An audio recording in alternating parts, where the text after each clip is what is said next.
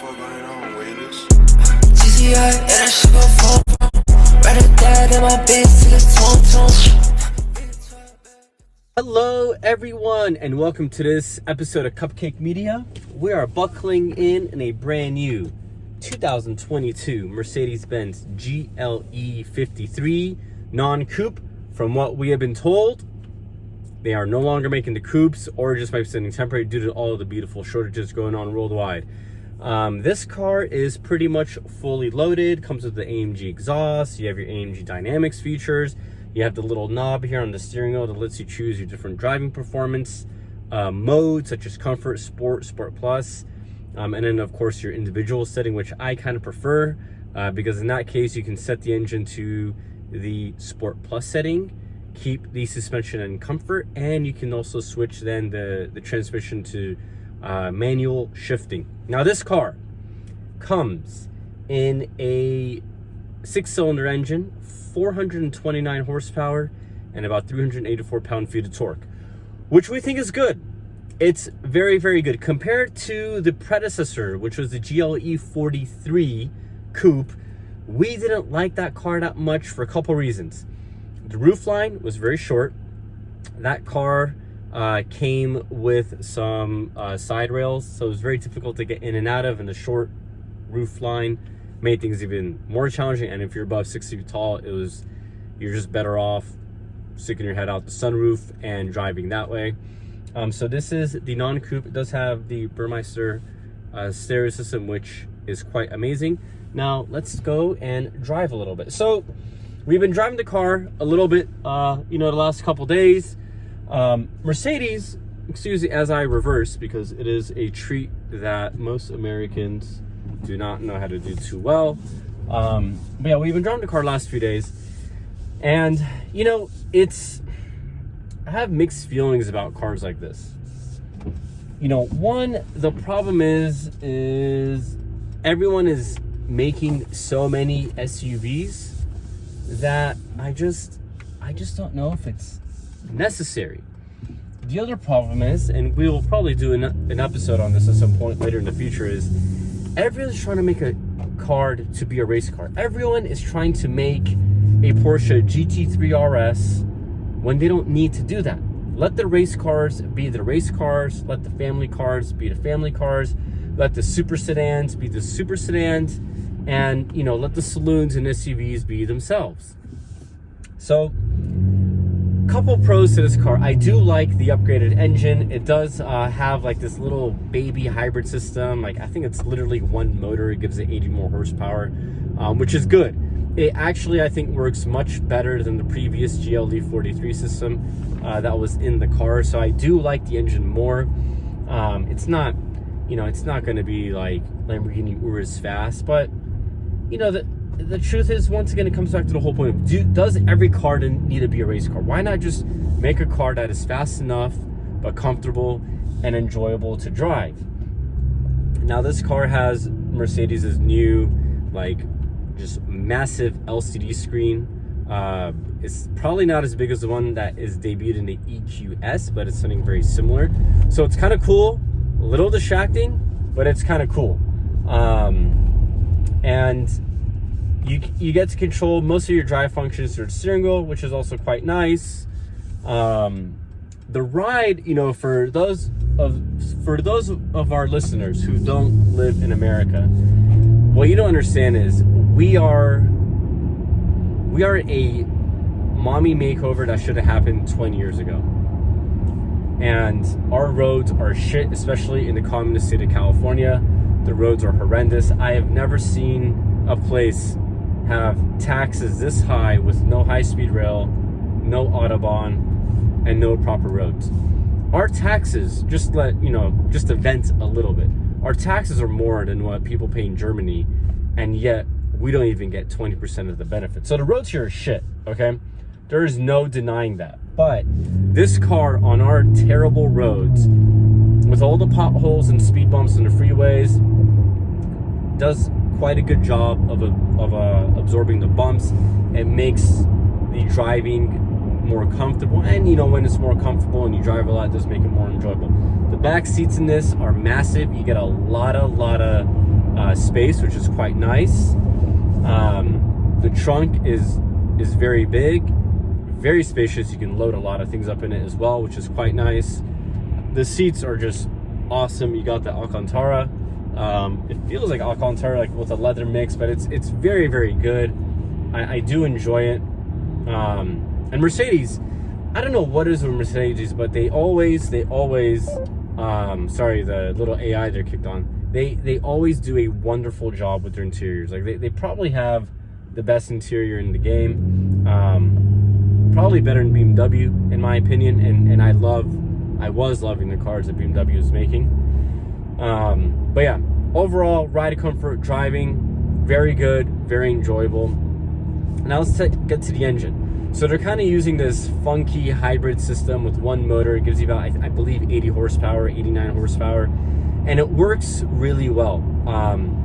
You know, the old GLE 43 that we had driven for a while, the issue with that was the transmission, like when your foot would go down on the gas, like there was such a delay as to what the car had to do from going down to shifting gears that it would kind of cause an accident because you're going so slow. Now we're going to put the car in Sport Plus here real quick, and we're just going to go to good floor. Yeah, awesome. Not bad. You know, I mean, it's not going to be as thunderous as a V8, but guess what? It does a good job. We're going to switch it back into comfort because this, unfortunately, we got a Tundra in front of us with like 82 ladders. But this engine does a really good job. It's not going to, you know, like I said, be as quick, but when we compare it to the competition, which is going to be the Porsche Cayenne, the Macan, specifically in this price range, you're looking at a Macan GTS and the Cayenne Coupes. So let's start with which one I think this car is better than. So I definitely think this is a better overall car than the Cayenne Coupe. We did drive a Cayenne Coupe and we did have video, but guess what? It went missing in the middle of our move. The Cayenne Coupe is a fun car. It handles amazing like any other Porsche, but the negatives to it were, once again, they were trying to make a giant fucking car try to be like a race car. And while it was great that this car could handle great and you could put it in the sports setting in the Cayenne Coupe and the car really became alive, overall didn't like the comfort, didn't like the way it handled bumps, didn't like the rear of the car. The eye visibility, as we like to joke around, was terrible because when you're trying to change lanes, you literally couldn't see anything beyond the passenger seat. So it made it quite irritating, and it's also just quite unsafe when you have a car that big that you do not have a good peripheral vision on. So this car, with respect to the Cayenne Coupe, is a better overall car. Like, I don't care if potentially the Cayenne Coupe might be quicker, but this car is better than those. Now for the Cayennes, you know, Porsche's done a good job of upgrading the new Cayennes. Still, I do prefer the interior of this car a little bit more. I do like the ride quality of this car a little bit more than the Cayennes. And honestly, between those two, between the Cayennes and the GLE 53, you just got to see what's important to you. I haven't done the exact measurement, but I believe from just look and loading, this car has more trunk space than the normal Cayenne. Now, if you're looking for something where you're willing to sacrifice a little bit of ride comfort, but you want speed, Macan GTS. No doubt. It's going to be a smaller car. So while this car, in my opinion, is still more comfortable than the Macan,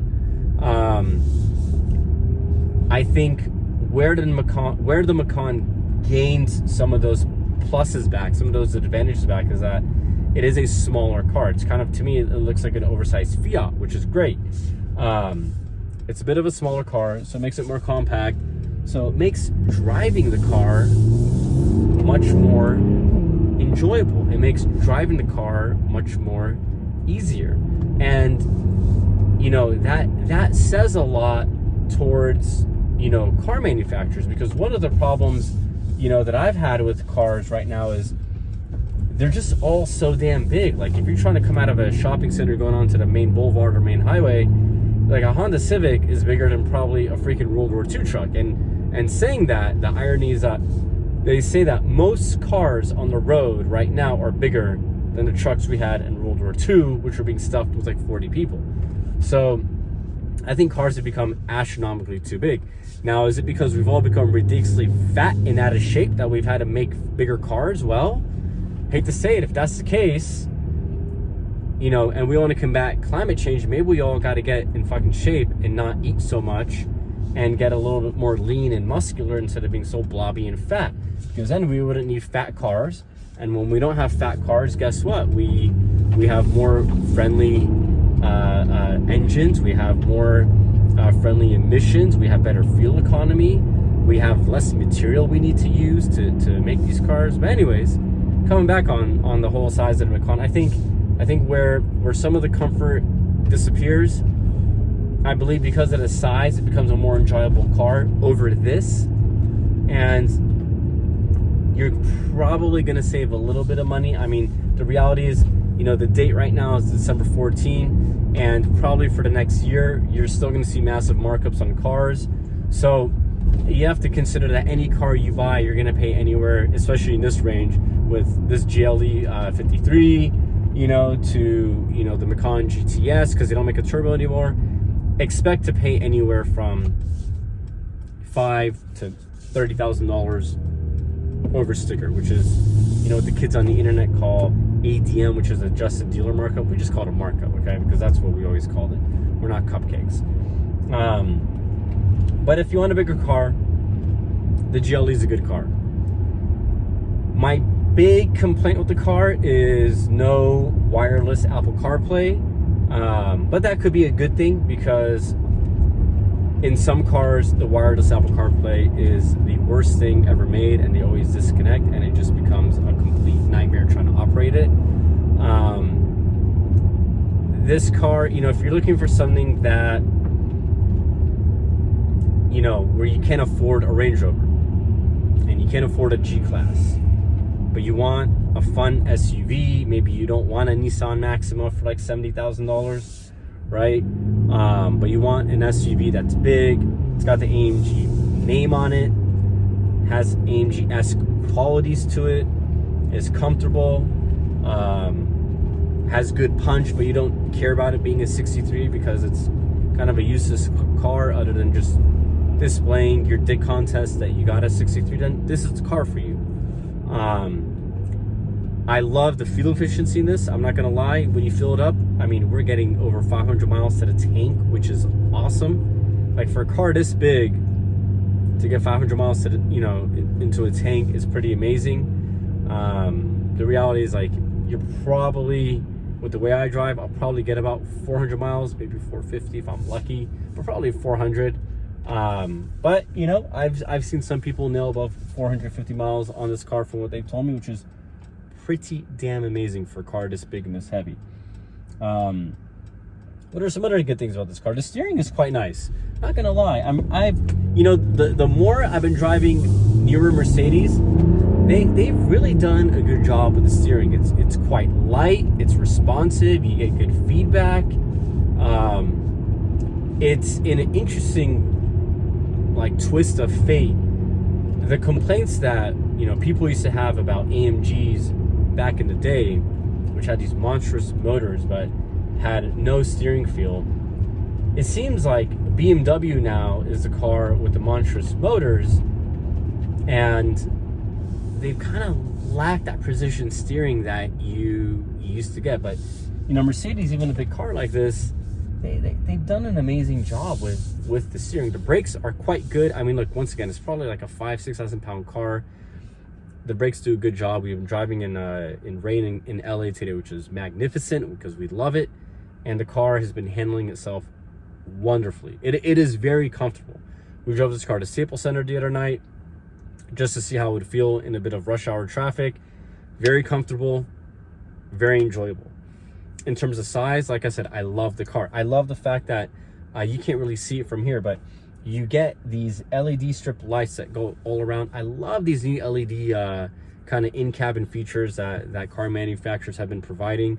It makes your nighttime driving very, very fun. One thing I do not like about this car is, you see, it comes back to the idea of trying to make every car like a race car. When you want to exit this car, the side skirt protrudes just enough out from the frame of the car, from the body of the car, that getting out becomes a bit annoying. It's not as comfortable as it should be. I take it back. It's not as easy as it should be. It's a little freaking hard to get out of this car. Getting in isn't so much of an issue, but we've had a couple of people in the car and they've all complained that you kind of feel, it has a very unnatural feel when you get out. You kind of feel like you're going to step on that side skirt, or you're going to trip when you want to step out of the car. So that is the main complaint I have of the vehicle. Now, other than that, could Mercedes have added 30 more horsepower to the car? Absolutely. If you feel like you need another 30 or 50 horsepower, I believe there are going to be tuners that you can go to. Is it necessary? Absolutely not. But could it have used it? Yeah, a little bit. But overall, you know what? The engine performance and the way that the engine, when you put your foot down in automatic mode, the way that the engine responds and the way that the transmission responds is much better than the old system they had. This car does have an insane amount of gears, which is 9 speeds. Who needs 9 speeds? God knows. But hey, the more the merrier. So it is, responsive. It's very responsive and nice. I thoroughly enjoy what they've done with this engine and transmission. It's very good. It holds gears properly. We're going downhill right now. It's in 3rd gear.